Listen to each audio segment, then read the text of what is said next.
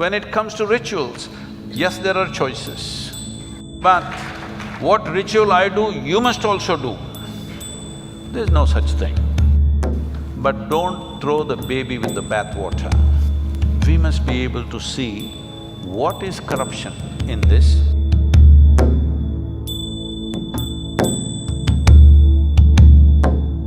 My question today is, in the world that we live in today, there exists a multitude of paths to traverse, both spiritually and religiously. But I'm confused, and as a millennial, I'm really doubting if a ritualistic approach is relevant today. Well, you may be a millennial, but these choices you have only in this country, you better know that. If in many other countries in the world, if you say you have a choice of choosing, generally you will be dead. If you're not dead, you will be harassed in 1,000 different ways. In this country, you can choose, which is wonderful.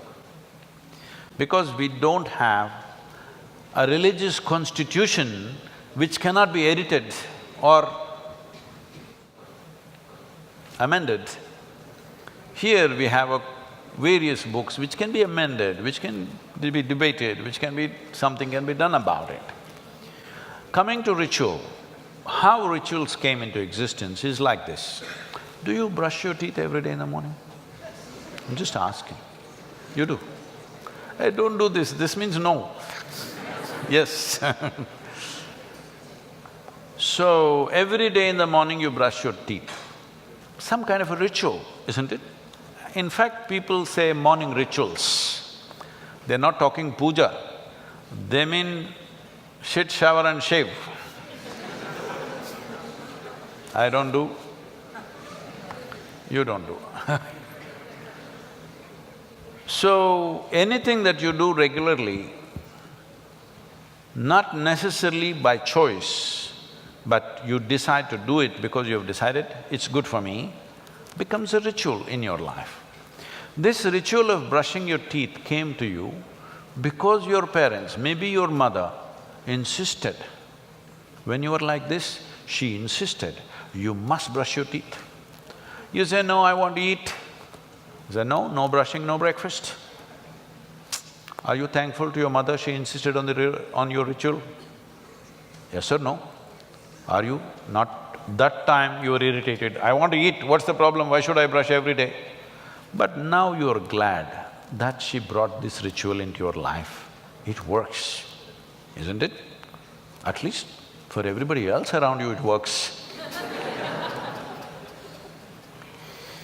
So, similarly, rituals came for variety of reasons. If you are able to… you said there are multitude of spiritual paths. No, there's only one. If you say spiritual, you have to turn inward. There are no many inwards, there's only one. Hello? There's only one inward. Well, you may go like this, you may go like this, you may go like this, but there's only one inward. So when it comes to a spiritual path, there's only one. You have to turn inward. When it comes to religion, maybe there are choices. When it comes to rituals, yes, there are choices. So, when people were not competent, everybody was not competent to simply sit like this and become meditative, then they taught them simple processes. I must tell you this. Many years ago, some institute… these days I don't subject myself to such indignities, because I can afford that. Many years ago, some institute who thinks they are scientific, they said, because I was obligated to them for something, and they said, we want to study the gamma waves in your brain. I didn't know I had gamma waves. I know I have a working brain, but I didn't know I have gamma waves in my brain. They said, no, they're gamma waves, we want to study that. I said, okay, what should I do? They said, you sit down here, and they put 14 electrodes into me, and they said, you meditate. I said, I don't know how to meditate. They said, well, you're teaching everybody meditation. I said, I teach people meditation because they cannot sit still. I have to teach them so many methods to make them still. If you want me to sit still, I will sit absolutely still, inside out. But you know, research is funded. Scientific research is always funded. They need a name, they need the category of meditation and gamma wave whatever nonsense. But I'm not going to give them such pleasure. I said, if you want me to sit and do nothing, I'll do nothing, but no meditation. Then after much discussion, probably they found a name for nothing. And they said, okay, you do nothing. I sat. After about 15–20 minutes, you know that funny place in your elbow where if you do the tongue, it'll go? They're taking a metal object and tok, tok, tok, they're hitting that place. It's just leaving my palm numb. I thought, okay, it's part of their experiment and I simply sat there. Then they started doing my ankle, became very persistent and painful. Then I thought, why are they beating me up like this? What have I done wrong? When I opened my eyes, all of them are giving me a weird look.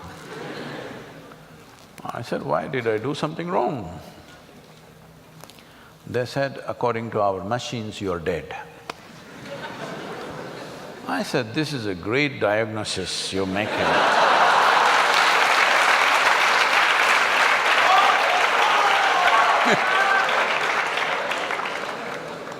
And then they, among themselves, they spoke and say, obviously this guy speaking is not dead. So they said, maybe your brain is dead. I said, please, I don't like this second opinion. If you give me a death certificate, I don't mind being dead like this. But brain dead is not good for me, it'll affect my activity. Yes, why I'm telling you this is, if you could handle everything internally, no problem with you. That's the best way to do it. Simply, this is yoga. If you know how to handle this whole machine, all levels of this machine, your body, your thought, your emotion, your energy, your life energies, everything, you know how to handle from within, no ritual for you. Never in my whole life have I ever prayed, you know. But I'm prayerful to anything. If I see a mountain, if I see a rock, if I see a tree, if I see a cow, if I see a man, woman, child, I'm prayerful. But I'm not praying, I've never prayed to any god for anything, ever. So I'm not ritualistic in any sense, because if I close my eyes, I can deal with everything that I need to deal with my life, both internal and external. I want to fix this, I close my eyes. If I want to fix that, I close my eyes. If you do enough sadhana, you can become like this. It's not out of reach, it is available for every human being. They don't pay enough attention, that's all. But if you don't know this, you want to become peaceful, you don't know how to sit still, then what do? I'll teach you one mantra. Okay, say this every day in the morning, 20 minutes, you say this. Now you become peaceful. This is your ritual. If it's working for you, what is your problem? If it's not working, drop the damn thing, do something else. Every day in the morning you took a swim, that became your ritual, you felt wonderful, do the damn thing. Somebody is doing yoga as a ritual, somebody is doing puja, somebody is uttering a mantra, somebody is singing a song. If it is working for them, what the hell is anybody's problem?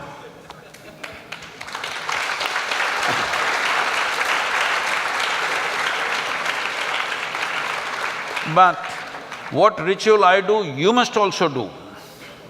There's no such thing. Something is working for me, I'm doing it. It's not necessary you must do it. But if you ask me, suppose I'm somebody who's doing every day in the morning Om Namah Shivaya, Om Namah Shivaya, it's working for me. If you come and ask me, I'm feeling freaked, what should I do? Hey, try this Om Namah Shivaya, it's working for me.